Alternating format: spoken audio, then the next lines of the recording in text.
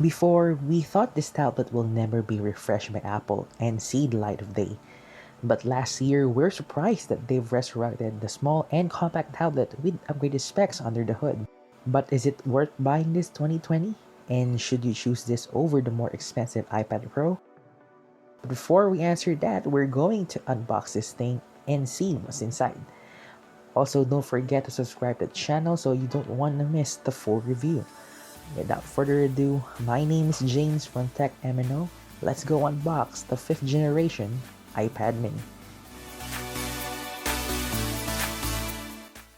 I personally bought this from Power Max Center here in the Philippines at the retail price of 23,990 pesos for the Wi-Fi 64GB base storage. But you can also buy this one at apple.com. It's available in space gray, silver, and gold. To have a cellular connection, you just need to add 8,000 pesos more for the same base storage. The one on my hands right now is a space gray 64GB Wi-Fi only model. So let's go ahead, open this one. Opening the box, we are greeted by the iPad mini itself. Let's go put this one on the side at the moment and see what comes in the box. There's a USB to Lightning cable for charging and data transfer. There's a small box containing some paperwork like instruction manuals, Apple stickers, and a quick start guide on how to use the iPad. Alright, I'll put this back on this little box again and set aside. And finally, the USB wall adapter that charges in at 10 watts only. And that's about it. I can finally put this on the side and focus now on the iPad mini. Removing the protective plastic. Wow, this space gray is awesome. It's out of this world.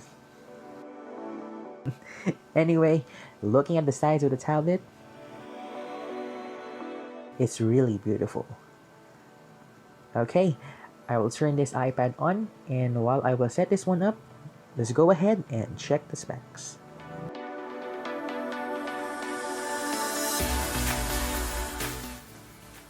The iPad mini 5 is almost the same design and display size to the previous generation. It has a 7.9-inch Retina display with a pixel density of 326 ppi, and it has a peak brightness of 500 nits. But what's new to the iPad mini 5 is it has a fully laminated, P-free wide color gamut with True Tone display and an anti-reflective OLED coating on the screen. It also has an Apple Pencil Gen 1 support, which is a first on the iPad mini line. On top of the display is the 7-megapixel camera for selfies and FaceTime calls. On the bottom part is the Touch ID sensor. At the back houses the 8-megapixel camera. On the right side of the frame is the volume rocker. On the bottom part is a speaker, the lightning port. And on the top part is a headphone jack. Powering this iPad is the one that you'll find on the iPhone XS, the Apple A12 Bionic chip. Even though it's a generation behind and has 3 gigs of RAM, my first hour of usage on it feels smooth when transitioning from one app to the other. It also runs a version of iOS 13 made specifically for tablets called iPadOS. It has a desktop-like feel in Safari and in the Files app with features like dark mode, split B for better multitasking of apps, slide over, and the downloads folder to name a few.